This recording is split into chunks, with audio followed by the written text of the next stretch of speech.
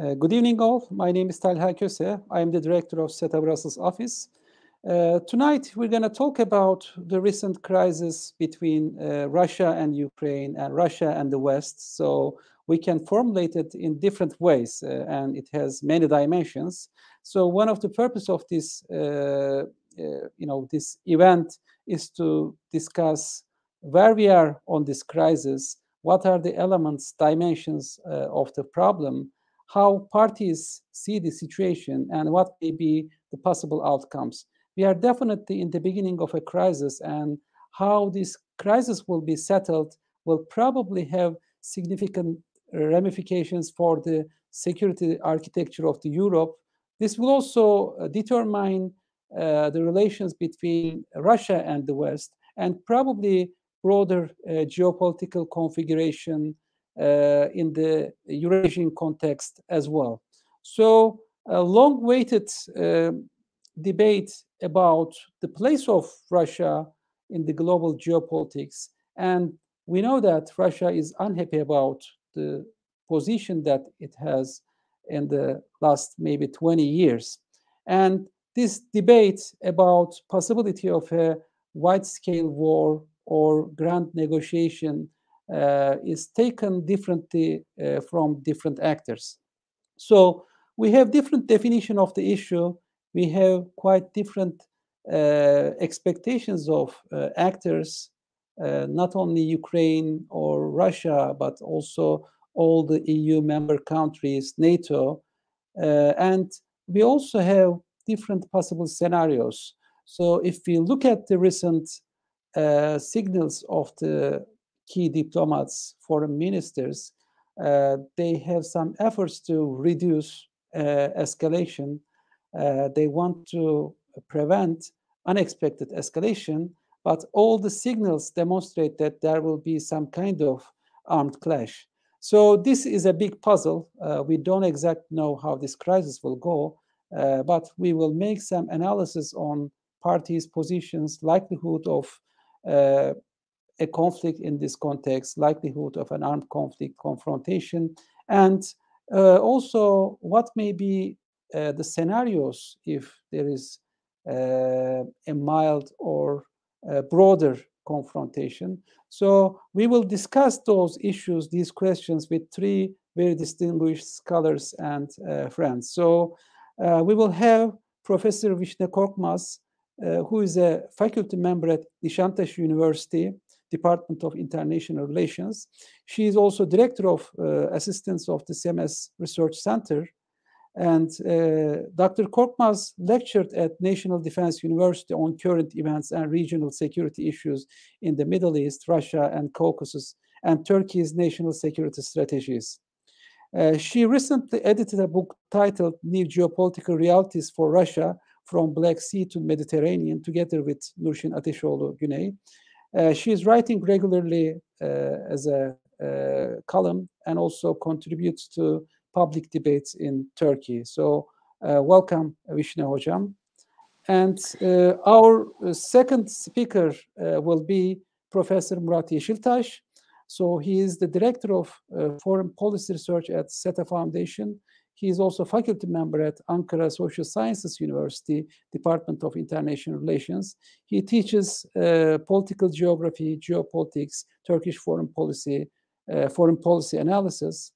He has received his doctorate from Marmara University, Department of Political Science, and with the research title, Positioning Turkey, the Geopolitical Mentality and Army in Turkey. And he has published a recent book about Turkey's grand strategy in the process of global transformation, together with Ferhat Pirinci. Welcome, Murat Hocam. Welcome. Thank you. Thank you, Talha Hocam. And our third, we'll probably go Eleonara with the second speaker. And Eleonara Tafuro Ambrosetti is a research fellow at Russia, Caucasus, and Central Asia Center at ISPI. Prior to that, she was a Marie Curie Fellow based in Middle East Technical University in Ankara, Turkey, where she had also pursued a PhD. She has research stays in St. Petersburg and ECFR in London. And her interests include Russian foreign policy, EU-Russian-Turkey relations, and EU neighborhood policies. So we have very distinguished three speakers. I think we will start with Professor Visne Korkmaz, where she will reflect on Russian and Ukrainian position in this situation, their expectations and overall geopolitical position, and how this crisis will go. Visne Hocam, please. Voice. The panel. Okay. Yes, I will have to start with a small correction. You mentioned the book's title, New Geopolitical Realities of Russia. It is edited by Nurşin Güney, Professor Nurşin Güney. I contributed to it. It is an important book, nevertheless, because it concentrated on Russia's new naval strategies and how it evaluated. And today's crisis is one of the extension of this greater landscape and greater strategies of Russia related to all this naval power debate. As you mentioned, today's crisis is an ongoing one. There are many scenarios, and also you called it as a big puzzle. I agree with you. It is a complex crisis, contains many different layers. In terms of Russian strategies, objectives, instruments, I can observe 4 different layers, at least. At the first layer, we should admit that today's Ukrainian crisis is not an isolated event. It is the extension of Russian assertive strategy in the Black Sea. And the West was felt to react in proper way to this assertiveness during the period of 2008-2014. Russia followed an assertive strategy in Black Sea because of mainly 3 reasons, I think. The first reason related to anti-access area denial part of her strategy. By having control over Crimea, Azov Sea, Kerch Straits, etc., Russia succeeded to renounce the scenario based on bottling the Russians up to the Black Sea or containing Russians in the Black Sea. The second objective is follow-up objective of the first one. By having A2AD bubbles or zones in the Black Sea, Russia prevented Georgian or Ukrainian potential future capabilities to be an access point or to be a springboard for the rival powers. Without doubt, NATO member states are among the littoral states of the Black Sea. Turkish Straits are under the control of Turkey, which is NATO member. Therefore, Russians here, I think, concentrated on the cost of rolling Russians back rather than comprehensive denial of the Black Sea for the rivals. Since 2014, we should admit that the cost of pulling Russians out of what they have already gained as A2AD zone in the Black Sea has been very high for the Western actors. And today's Ukrainian crisis and the escalation and the level of escalation actually increased this cost. The third objective of Russia is related to political part of the story or the political side of the Crimean Offensive, let's say. Crimean Offensive proved that Russians can be offensive and at the same time can get strategic benefits from this offense. So Russia emerged as an opportunistic player in Crimean Offensive or in Ukrainian crisis. And this has been a kind of sword on the heads of Europeans since then. Though I believe personally that NATO deterrence is solid one and credible today. And actually, we always prefer to concentrate on how Russian offensive capabilities are serious, etc. But I think that here Russians walked on a very tightrope. On the one hand, Moscow has to clarify that Crimea, which is which lies at the center of these three objectives, is the red line for Kremlin. But on the other hand, Russians should clarify this, and Putin already made some red line speeches, as we know. Russians should clarify this without unifying West, without strengthening NATO and European defense causes. This is very difficult, actually, and because of this difficulty, Russians go forth and back of wishing to be opportunistic and not to appear as offensive actor. And it is ironic and difficult because Russian opportunism is based on her offensive capabilities, strategies, and her actual offenses in the ground. Till now, Russians had semi-success in this walking this tightrope because they seem to exploit differences in Europe by adapting wedge strategy. They exploit ignorance of the US or ambiguity of Biden administration, etc. But this room of maneuvering is getting closed while Moscow is increasing its pressure over Ukraine. So, I think one of the most important US strategy here, burdening all the cost, political and economic cost of this Ukrainian tension, this last one, and the escalation to the shoulders of the Russia. The second layer related to US-Russian relations. Russians hope to use this crisis to increase their hand and maybe convince the Americans for a new settlement in the European security. This layer is usually summarized as Russian search for a new Yalta. I should say that it is not a new Yalta, since the gray line, the gray zone between the Western and Russian influence areas, lying from Ukraine to Moldova and to South Caucasus, this gray area is not under the responsibility of NATO or Western actors. So there is no real new Yalta condition, but maybe the soft Yalta is seeking by Russia. Russian naval strategy, we already mentioned it, and it is actually part of a grand strategy.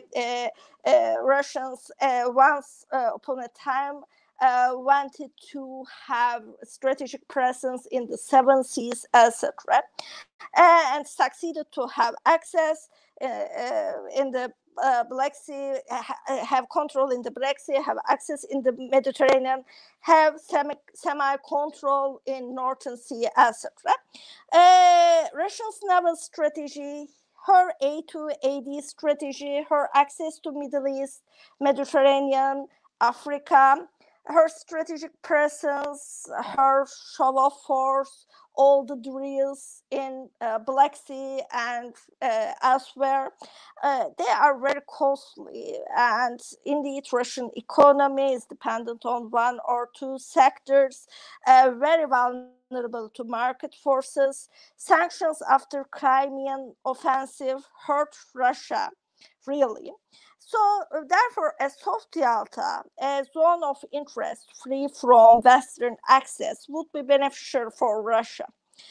And Kremlin's drafts submitted to both NATO and Washington, D.C. reflected this desire. We don't know what the written answers of Biden administration in this regard.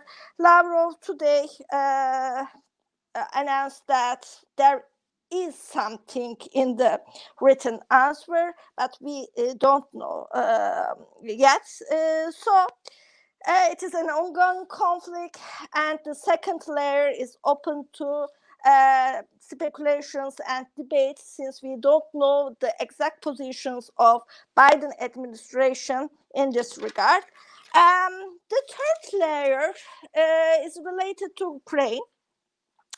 As we know, Russians created a de facto situation in East Ukraine and Crimea.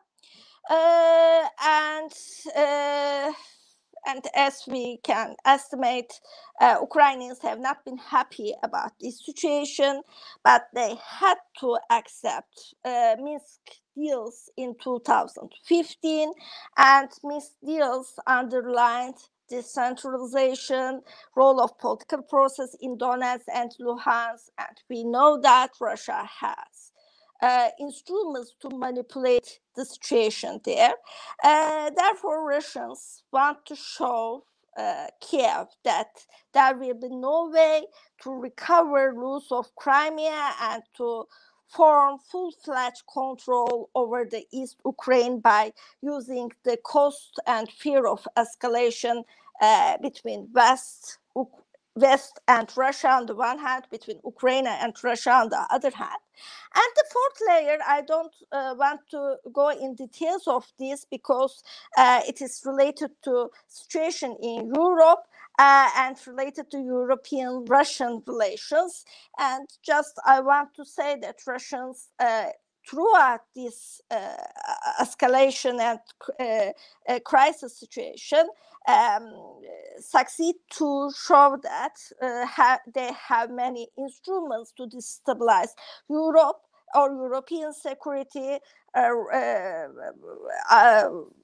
like refugees, like intermediate missiles, like the energy issue, like the wedging strategy, etc., etc.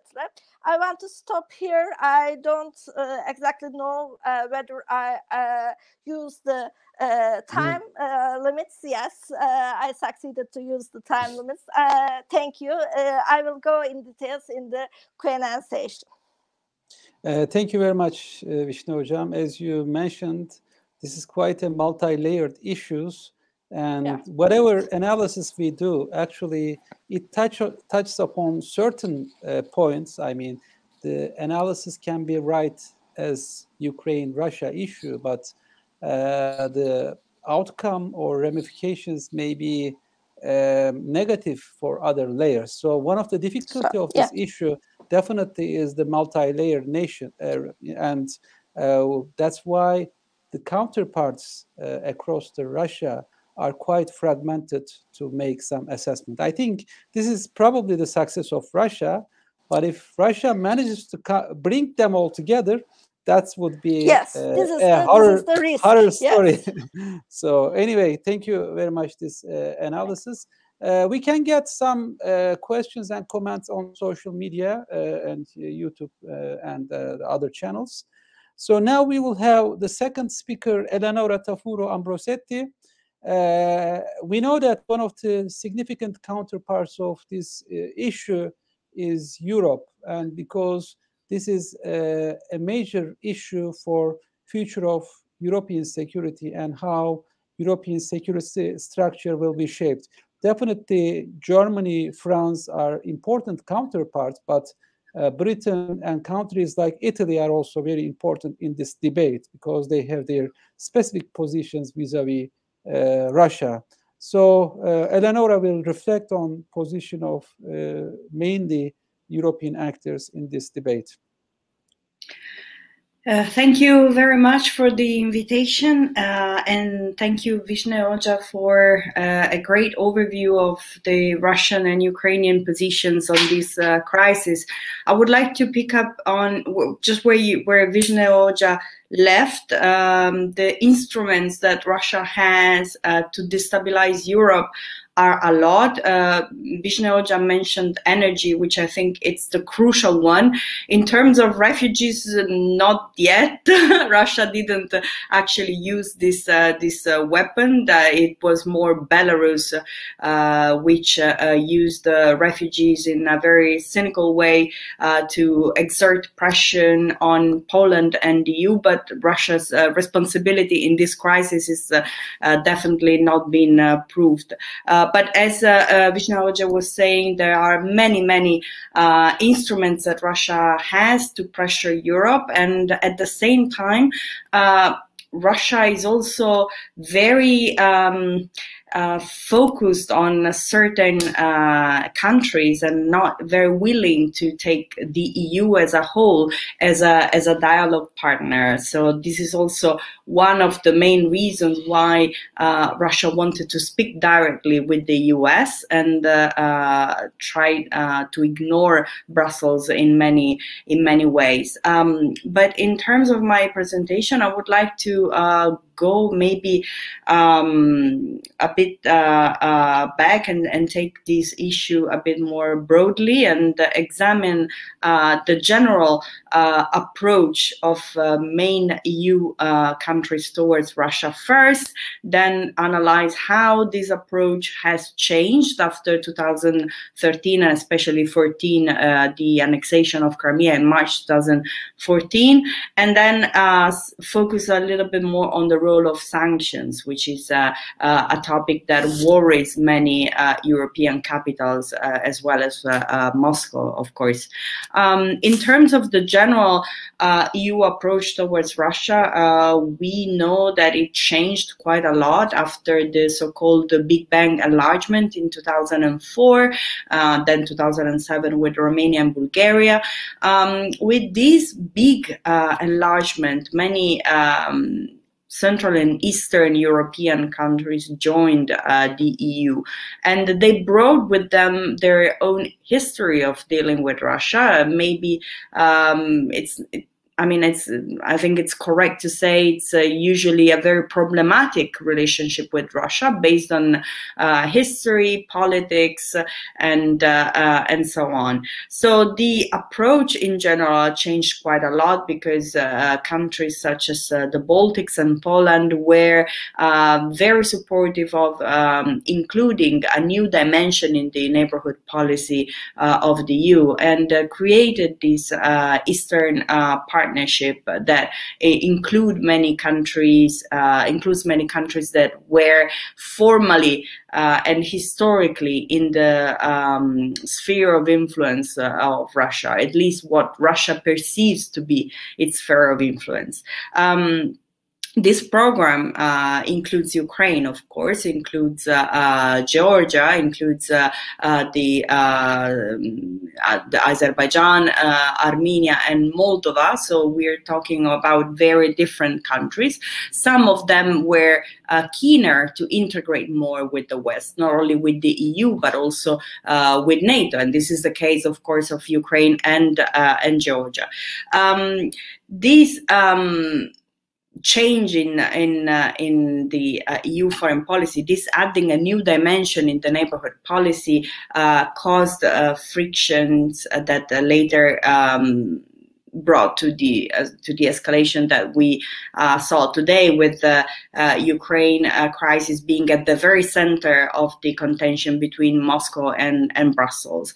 But in general, we can see that there are, let's say, two camps when it comes to dealing with Russia, and we can say that we have like the old European members such as France, Germany, and Italy that have a more dialogue-prone approach to Russia, while we have the so-called new Europeans and then Sweden and other countries in the Central Eastern Europe that are more confrontational towards Russia. And we saw this divide today in this crisis. We saw Germany, France, and Italy being more willing to find a compromise with Russia. We all read Macron's statement and call for a frank and direct dialogue with Russia. And by the way, Macron, together with the former Chancellor Merkel, was proposing to reinstate EU-Russia dialogue, like a direct high-level dialogue between Brussels and Moscow that had been stopped after 2014. While we see other countries, of course, such as Poland, that are supporting a tougher approach and more sanctions. And speaking about sanctions, this is obviously the most powerful weapon that the EU has towards Russia. We know that the EU lacks a strong military hard power. It doesn't have a EU joint army, and we know that the road towards a joint defense policy is still very, very difficult at the moment. So sanctions are, on the one hand, a very powerful tool that the EU has, and it uses it. But at the same time, it's also it poses some dangers for the economy of many EU countries, and this is precisely why, in general, Germany, France, and Italy are supportive of the common EU sanction policy towards Russia, but also skeptical about imposing too strong sanctions. And this is, I mean, it's clear, and it's very understandable why many Europeans want to proceed with greater caution on sanctions compared to Washington, because Russia is the EU's 5th largest trading partner, and the US doesn't have that many trade interests with Russia. Russia is not even the 30th trade partner for Washington. So we see a very different commercial weight. And since 2014, the EU suffered quite a lot as well because of sanctions, because of the counter-sanctions that Russia imposed on many agricultural products, for instance, but also because of lost trade revenues. And there are many calculations with different estimations of how much sanctions were painful for the EU. But I have here one that says $36 billion since 2014 of lost trade revenues. So of course we have to acknowledge also a dependency relation when it comes to energy. We know that 30% of European gas comes from Moscow, and this is even higher in the case of Italy, for instance, is 40%. In the case of Germany, is 50%. So energy, again, is a key point, I would say, in this crisis, and it's not to mention the controversial Nord Stream 2 pipeline that would bring Russian gas directly to Germany, bypassing Ukraine. This is also one of the bones of contention that Russia and the EU and the US have. So to conclude, we see that there are a lot of sensitive points that make the European approach diverse, sometimes not united on Russia, and sometimes also very skeptical when it comes to imposing very harsh sanctions on Russia. This is one of the last, let's say, interesting estimations that I would like to mention here is one made by JP Morgan that calculated that a Russian attack in Ukraine could push oil price up to $150 per barrel. This is, of course, very, very bad for the European economy, because it would cause, according to JP Morgan, a 3% slowdown in GDP, in the world GDP and the European GDP as well. But this could be maybe not so bad for Russia. Everybody knows that Russia has a very energy-dependent economy, and actually 40% of its federal budget comes from energy exports. So this could also be a factor complicating even further this already complicated issue. Thanks, Eleonora. You highlighted the difficulties for European actors.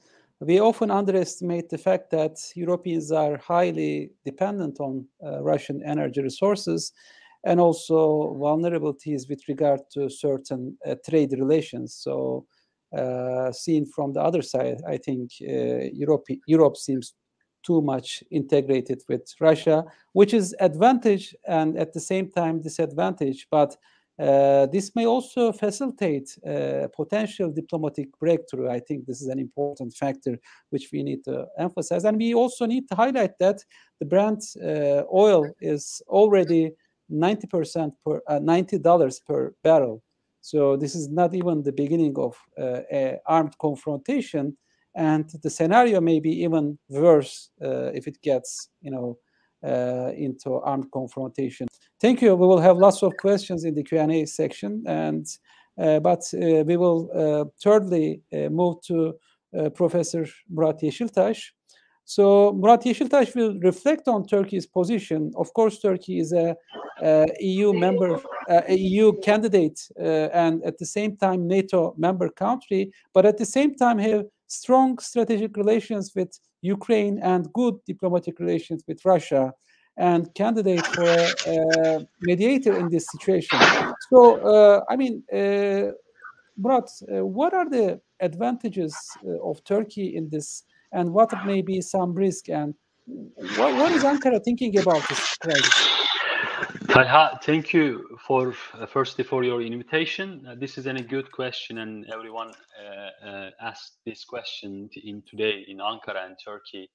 And I'm also personally trying to understand Turkey's position vis-a-vis the Ukrainian crisis and Turkey's potential mediation role between two countries, especially Ukraine and Russia. But I must say that this is a very difficult task for Turkey, not only because of Turkey's close relations with Ukraine and its strategic link with Russia, but also in terms of Turkey's geopolitical position in the context of this crisis. I would like to, make three general points to understand Turkey's position, and to make a, analysis about Turkey's,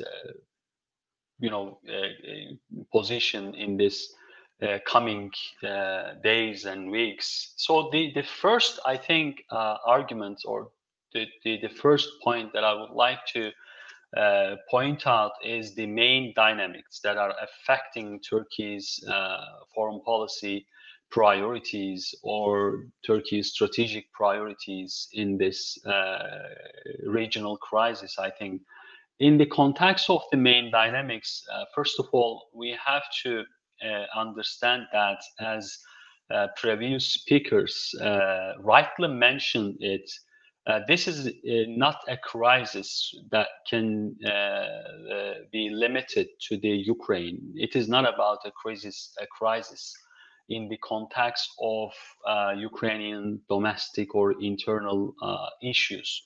I think it is a crisis about regional or international, the geopolitical competition between Russia and the West, or Russia and NATO, or Russia and United States. So first of all, in order to understand Turkey's priorities and posture against this crisis, we have to underline that all these international dynamics are affecting Turkey's priority in this context.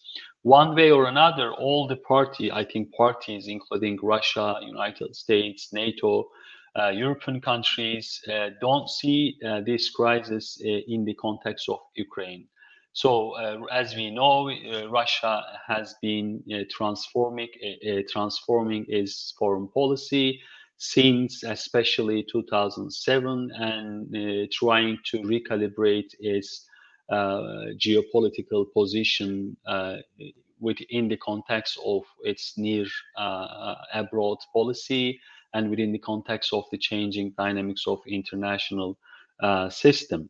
I think from Turkey's perspective, Ukraine crisis is the manifestation and the crystallization of the new geopolitical antagonism between the Western countries, between United States and Russia.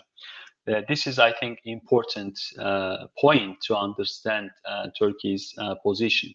The second, the dynamic in the context of the main dynamics that are affecting Turkey's policy is about Turkey's own perception, not only vis-a-vis Russia, but also vis-a-vis the Black Sea regional security architecture, if you like this concept. So therefore, I would argue that Turkey has also its own strategic perspective. So first of all, one way or another, there is a strong strategic culture in Turkey in the context of its historical relations with Moscow, with Russia. So therefore, this strategic culture, I think, determines Turkey's today's perception about Russia in terms of its long historical geopolitical expansionist policy in this region. I think this is, first of all, important point. So there is a room about strategic culture that can shape Turkey's strategic thinking and shape strategic community in Turkey in analyzing the situation from the perspective of Turkey. And secondly, as far as I can understand, Ukraine is perceived as like a dam that stops further Russian influence in the region. I think this point is important. Yes, there is a strong relations between Moscow and Ankara, but at the same time, Ukraine is perceived as an important country to prevent Russian geopolitical influence in this region, especially in the Black Sea region. If you consider that the Black Sea region is an integral part of Turkey's strategic thinking, Turkey's stability understanding in this region.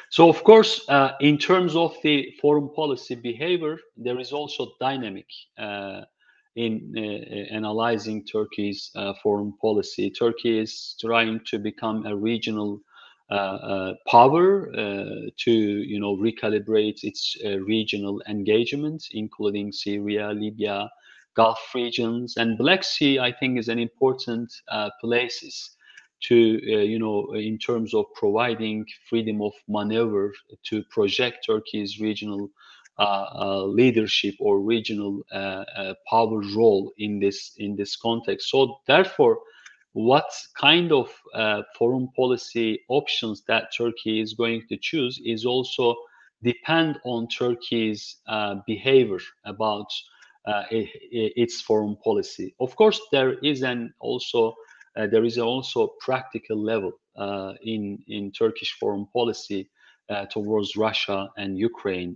Turkey has a strategic relations with Ukraine, especially in defense industry. Turkey is providing armed drone to Ukraine, which Ukraine ultimately operationalized these platforms in its fighting, in its struggle against the separatist actor in the east region of Ukraine. So at the same time, Turkey has many files, that have to work with Russia. When you take into consideration Syria, we can say that one way or another, both countries can able to compartmentalize their relations, even though they do not have same perspective. In Syria, in Libya, there is a kind of understanding or consensus, even though both countries are on the different pages of the Libyan files. We have experienced an important and interesting transaction between Turkey and Russia in the context of the last year conflict between Armenia and Azerbaijan. So therefore, in terms of practical domain of foreign policy, I think Turkey has to also consider the dynamics of these practical foreign policy issues. You can, of course, add many different points, many different foreign policy issues that Turkey and Russia are working together, even though they have different perspective. So I think the third point under the main dynamics, as I mentioned, is the bilateral context. When we look at the analysis which made by international experts about Turkey's position, many highlighted Turkey's defense industry cooperation by taking into consideration Turkey's drone exports to Ukraine. But I don't think that this is the main point. This is not the main point.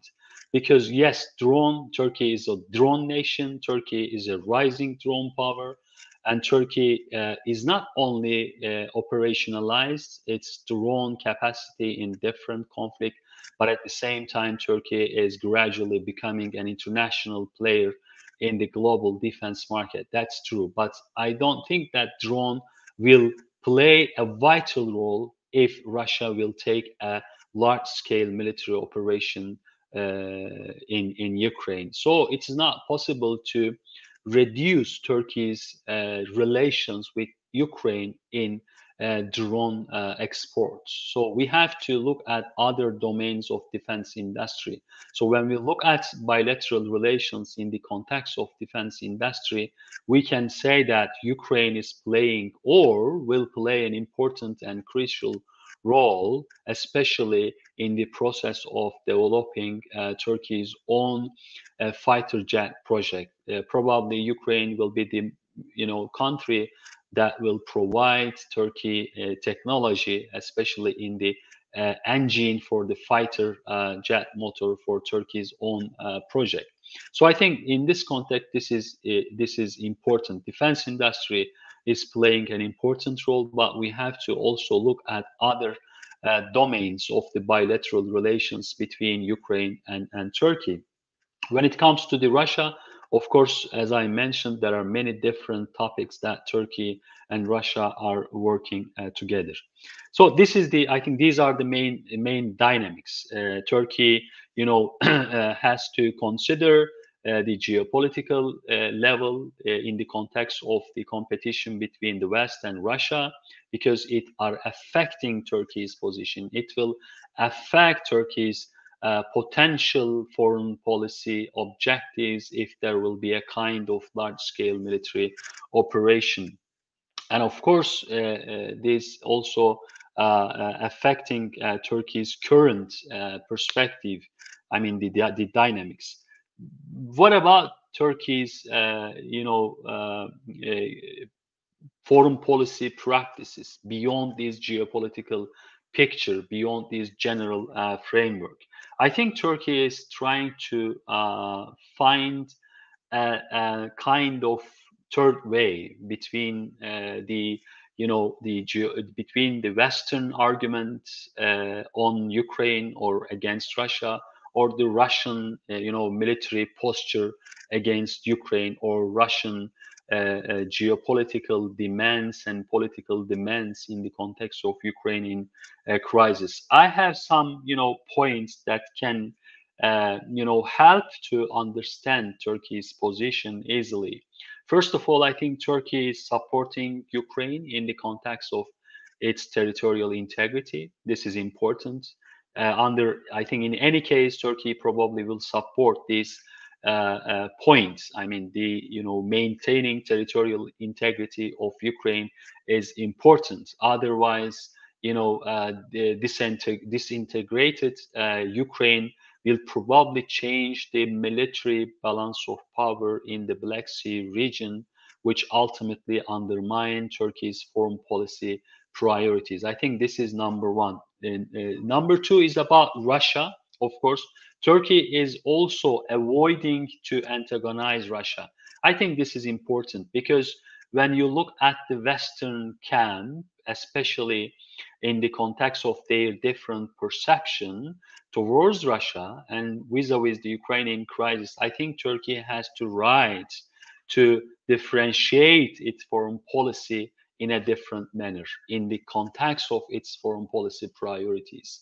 If Turkey, will follow the footstep of the Western countries, there is no homogeneous understanding within the Western community of states. So therefore, Turkey is, I think, prioritizing to avoiding to antagonize Russia at this stage is important.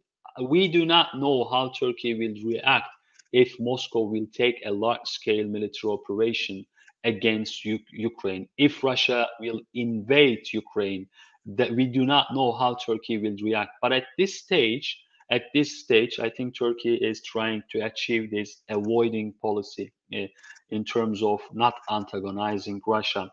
The third point, I think, which is important, not only to understand Turkey's peculiar position towards the crisis, but also understand the changing dynamics of the relationship between Turkey and United States and other Western countries.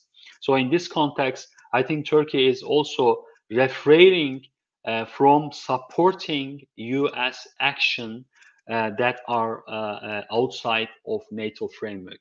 So the two previous speakers rightly mentioned that U.S. has different point compared to the other European countries, and some European countries have different perception compared to the other European countries. So therefore, I think Turkey's position about refraining from supporting U.S. action is important.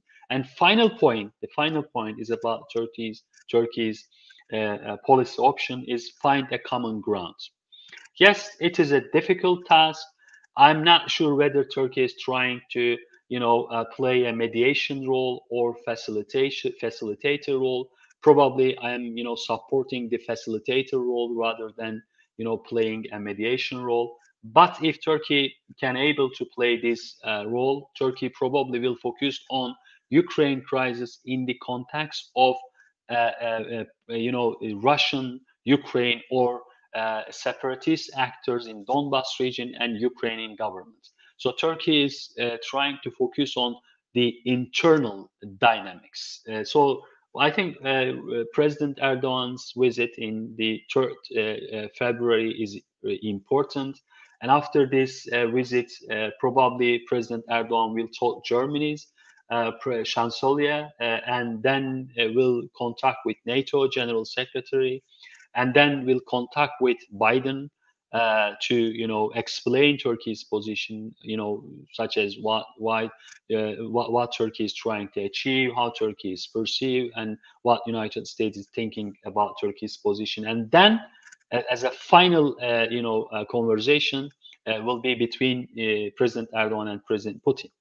So I think we will see more details after Turkey's ongoing struggle to find a common ground. But I do not have a certain answer about the consequences of this diplomatic process. Thank you. Thank you, Murat.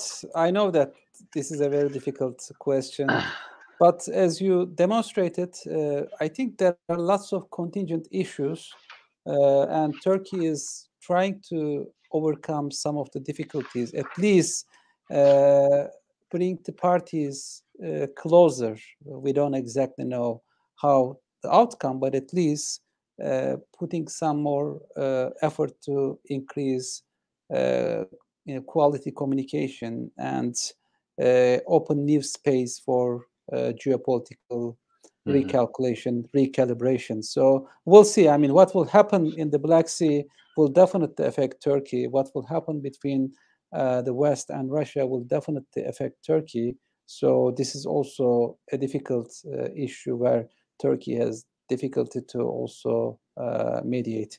Thank you. So we have the first round of presentations, and I would like to go for Q&A for our presenters. As I mentioned, you can also ask your questions in the social media. I'm gonna start with the order, and Visne Hocam, as we know, it looks that there is a consensus among the Russians on this issue. However, we do not see much of a criticism over this issue among the Russians. At least, the actors that criticize are not vocal on this issue. So how do you think this will affect? I mean, we also know that there are different perspectives in terms of Russians' geopolitical posture. I mean, there are different schools. I mean, how does this issue bring all these actors? How do they reflect in Russia? Can you follow major divergence in terms of their perspective? As you pointed out, we cannot see the divergences in Russian political spectrum.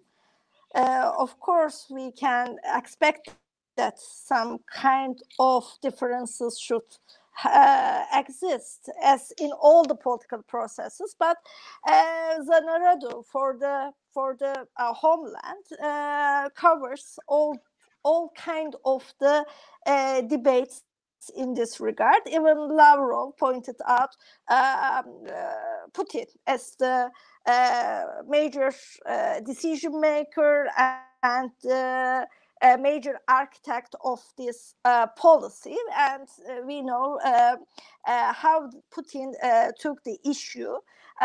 He made a red line speech, and all these red line speeches based on not the expansionist views or expansionist desires of Russia. They were based on the security and defense perspective of Russia. Russia is fighting against the containment, against the Western penetration, against the. I mean, we can look to the major drafts that Kremlin sent to Washington D.C. and NATO. The static line seems to be something pre-1997 line. So Russians actually underlined that the West, despite of all these Russia first strategies, thought that Russia was weak enough to be tamed in terms of geopolitical threats. And now Russians are fighting against this kind of constrainment and containment strategy. I don't think that this for the nation, for the homeland vision, will be cracking in the near future. But there are two, I think, critical points in this regard. The first one is related to sanctions. I totally agree with Eleonora. We cannot say something very certain about the effectiveness of sanctions. Sanctions are instruments of punishment rather than deterrence, according to my mind. And yes, they gave damage to Russian economy. They created damage for European actors. But despite of all these damages, Russians still can use threat of use of force at the face of Western actors. So rather than deterrence, they created a punishment for the targeting actor. And here, if Russia decided to use force against Eastern Ukraine, whether minor or major incursions, what kind of incursions will happen, we don't know yet.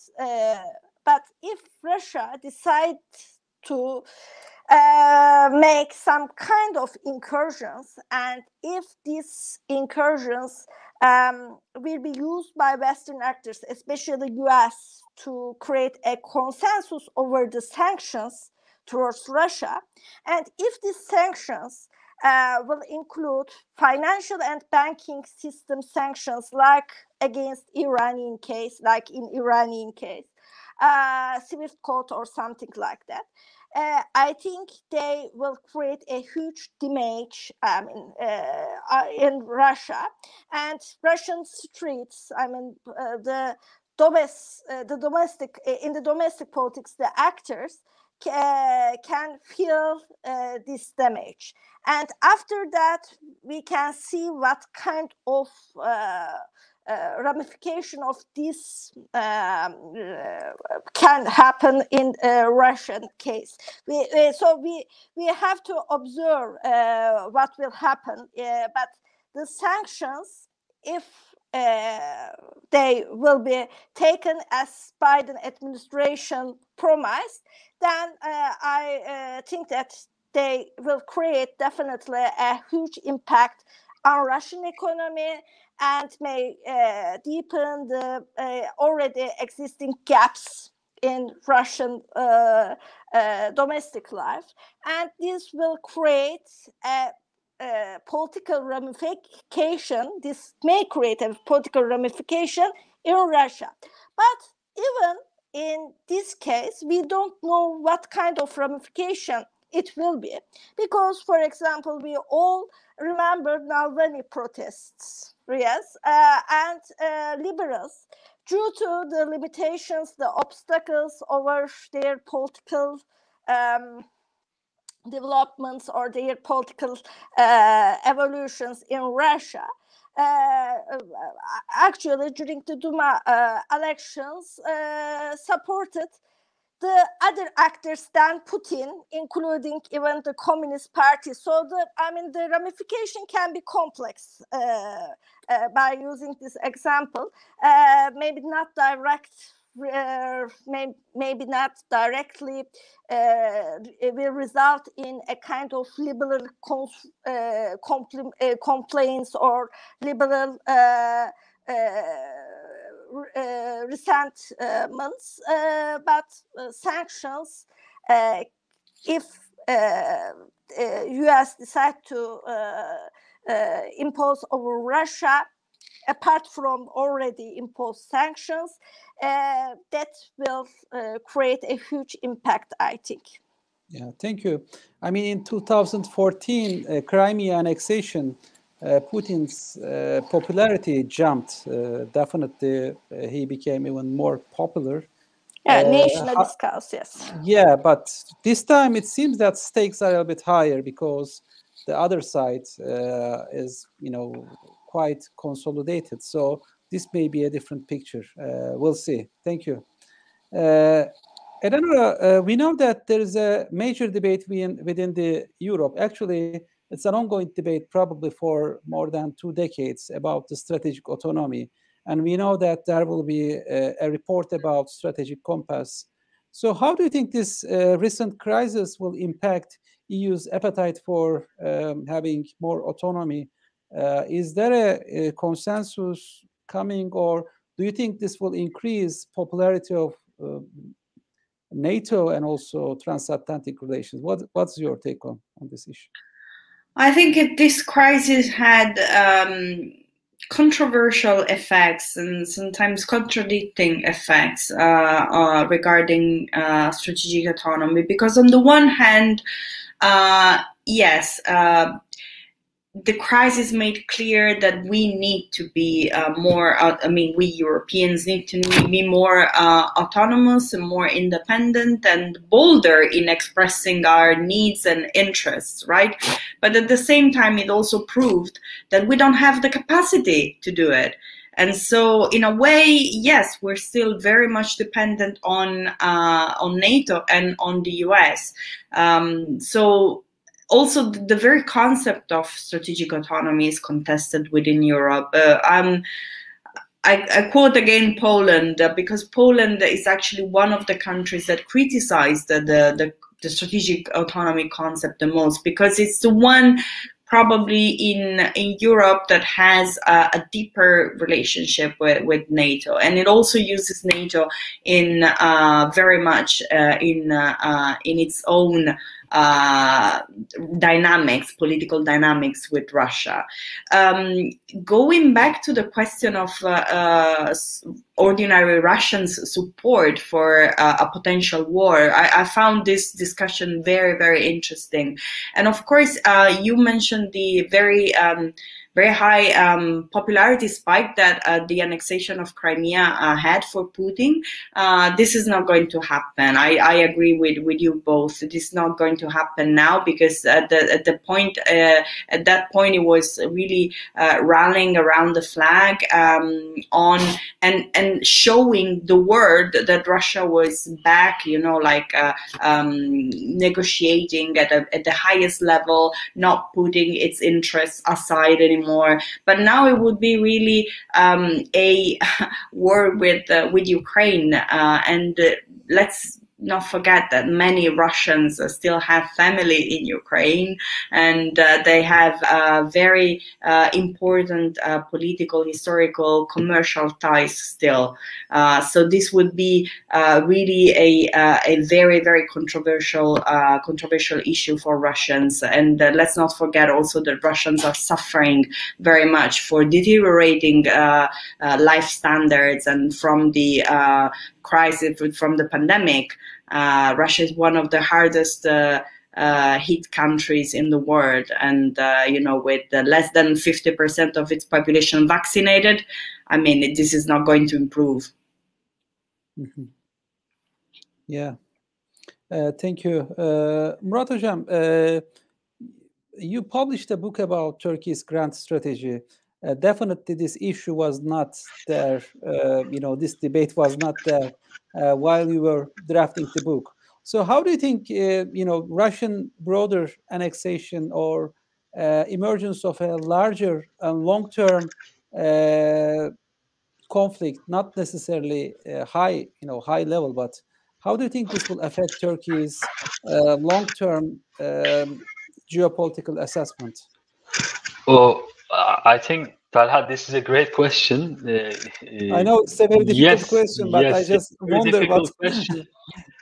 But I think the answer depends on what kind of invasion that Russia, will choose, or we do not know, and we are not certain about that.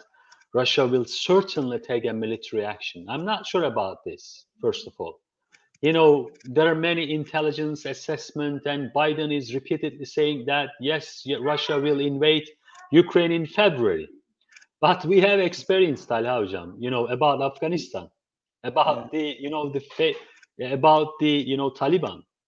Taliban's, takeover Afghanistan. There was a question in, I think, White House. It was asked about, was it inevitable? Biden strongly, mentioned that it was inevitable. So we solved the consequences. We solved the result. So therefore, I believe that there is a kind of exaggeration in the Western, strategic community, including think tanks, other, platforms, magazines, and there are many difficulties to assess what kind of military step or strategic step that Russia will take. So, as I mentioned, how this military or Ukrainian transformation of Ukraine crisis will transform Turkey's grand strategy or strategic thinking.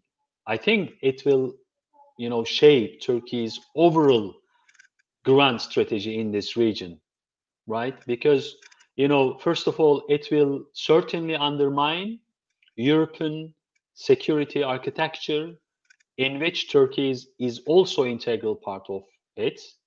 Secondly, it will undermine the prestige, so to speak, prestige of NATO, and it will undermine, of course, NATO's, 2030 vision about strategic engagement, with different security threats. As you mentioned, strategic compass, for example, when I look at the strategic compass and strategic autonomy debate in Europe, I can't see, unfortunately, the place of Turkey. Many believe that Turkey is playing a vital role. Yes, Turkey is an important player within the NATO, and Turkey is an important military actor in this region, which Turkey can able to, make a posture against Russia. But at the end of the day, there is no, mention about Turkey in the strategic compass that Turkey can, play a significant role in, maintaining European security and stability, unfortunately. So therefore, I think this potential Russian military involvement into the crisis, deep involvement, will of course undermine Turkey's position in the context of transatlantic community. Vis-a-vis, regarding Turkey's bilateral relation with Russia, yes, I can say yes, because Turkey was against, Russian military operation against Georgia in 2008. Turkey was against this military operation, but at the same time, Turkey prevented United States potential fait accompli in terms of changing the status of Black Sea as part of Montreux, right? If you remember, 2008 United States attempt to change the status of U.S. warship, in the Black Sea region. So therefore, I think in terms of the bilateral relations, it will also, harm bilateral relations between Russia and Turkey. So in terms of Turkey's quest of being a regional player, if Turkey cannot able to play a role in Black Sea region, if the Black Sea region military balance or power balance will be broken, then of course Turkey's Black Sea vision, not only about its relations with Russia, Ukraine, and other neighboring countries, but also in terms of its energy interest in the Black Sea region. I think this is also influenced by Russian deep involvement into the Ukrainian crisis. And of course, finally, it will also undermine Turkey's changing perception about Russia. Which country will be the next after Ukraine, right? So this is an important question that legitimately Turkish strategic community can ask to Putin, to Russia. So therefore, I think this is an important historical point for the regional stability. Mm-hmm. Yeah, I mean, another follow-up question, Murat. Some people argue that, the Russian position, Russian threats to Ukraine is a gift to NATO. So because lots of countries, especially in Europe, already forgot about NATO, they didn't, continue their commitments. So what do you think? I mean, do you think NATO will be strengthened and the belief in NATO will expand, or do you think it will be more of a temporary thing? I think yes, Russian policy is against the NATO's enlargement policy. Of course, it is trying to prevent the future enlargement process of NATO. This is crystal clear, but unfortunately, there is no homogeneous strategic understanding amongst the NATO communities. I think this is providing a great opportunity for Russia. And this is the reason why Russia is, is saying more about Ukraine, is saying more about NATO's enlargement. So now we are not talking about Ukrainian crisis. We are talking about NATO, Bulgaria, Romania, and NATO's, military forces there. So therefore, I think Russia is doing this intentionally to see, the some kind of disagreement and divergences amongst NATO and amongst, of course, European countries. So therefore, this is a very smart move. If NATO can able to give a comprehensive reaction, it's not necessarily will be a military reaction, but we should see the the credibility of the coercion diplomacy. I think we saw this credibility of coercion diplomacy from the side of Russia, not from the side of NATO, unfortunately. Thank you. So, Visne Hocam, as you also follow the Chinese politics, and one silent actor in this crisis definitely is China. And we know that after 2014 Crimea annexation, the Russian Chinese and the sanctions against China, Russian Chinese relations got strengthened, and both countries want more multipolar world. So, what do you think will be the consequence of a possible tension, possible arms contention? Some argue that this will strengthen Chinese influence on Russia, and some are a little bit more optimistic. What do you think? Yes, thank you. You are right.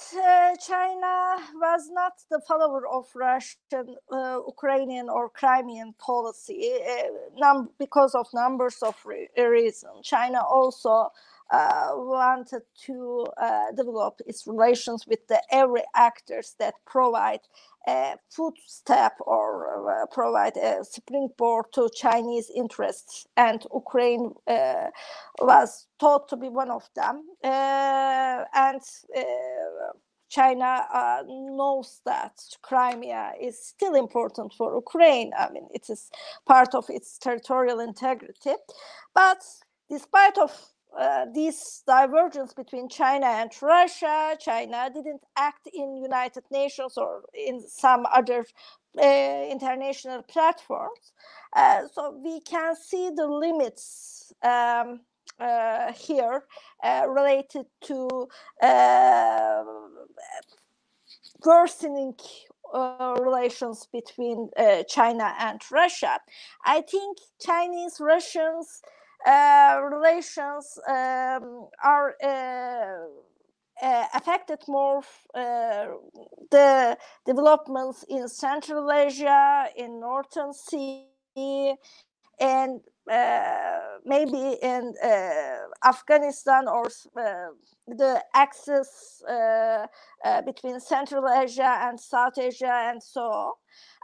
So Russians also, if the sanctions happen, if all the ties related to European-Russian energy interdependency broken one day, not just because of this Ukrainian crisis. We know that Europeans, since the beginning of 2000s, try to diversify their energy sources. They try to change their energy policies by taking renewables into consideration, by accepting Green Deal, etc. So if such kind of developments will result in a change in European market in 2014, in 2050, Russians will need a new consumers in this sense, and the most important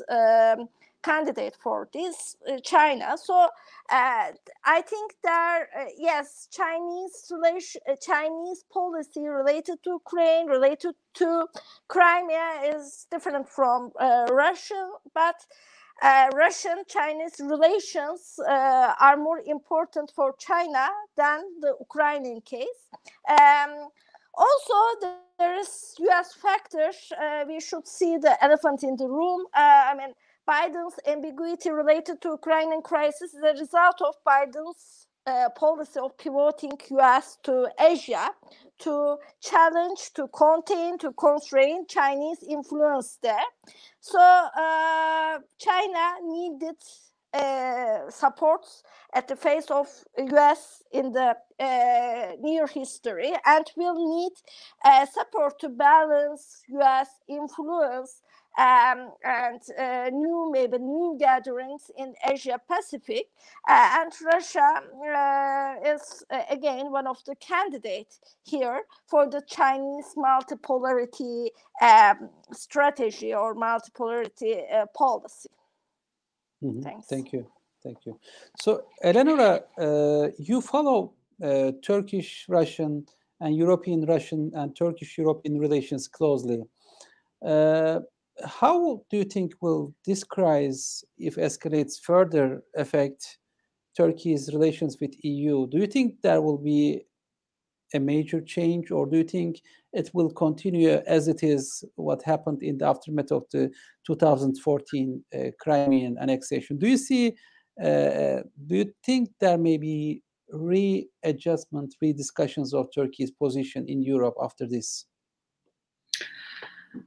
Well, I believe there was general support on the part of Brussels on Turkey's, let's say, positive relation with Ukraine, but Brussels didn't really make a geopolitical use of this very good relationship between Ankara and Kiev, and probably this is a failure on the part of the EU, right? Not to use more, let's say, Turkey's positive role with Ukraine.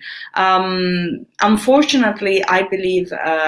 I mean, we need to, of course, make a separate distinction between the general relationship between the EU and Turkey and the membership process. I think the latter is stalled, and I mean, this crisis is not going to change much, unfortunately. But with regards to the general multi-dimension relationship that Turkey has with the EU, yes, of course, this could be a positive, let's say, development, especially if Turkey does agree to play a bigger role and steps in as a mediator.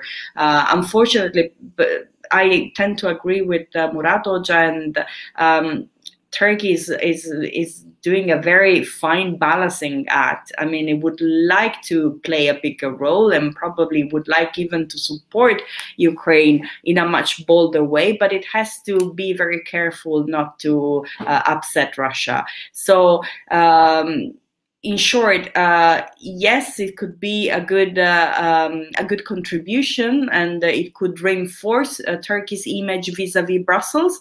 But at the same time, I don't think this mediation will be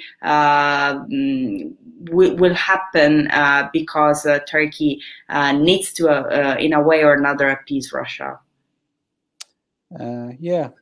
So we are coming to the end of our panel, but I would like to ask a question for all of you. So having mobilized such a military power, definitely Russia expects some kinds of change. So what may be a positive scenario for Russia to back up? I mean, what may be the satisfactory scenario? I mean, what do you think? And Murat Hocam and Visne Hocam, and also for Eleonora, what may be a good outcome for Europe out of this tension? So maybe 1 minute evaluation for all of you. So let's start with Murat Hocam.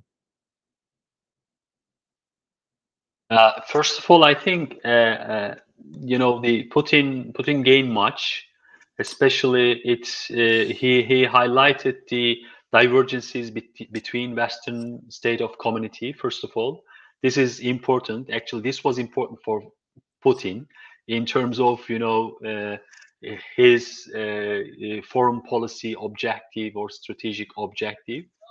And secondly, I think maintaining status of Donbas region will be one of the important end game for Russia.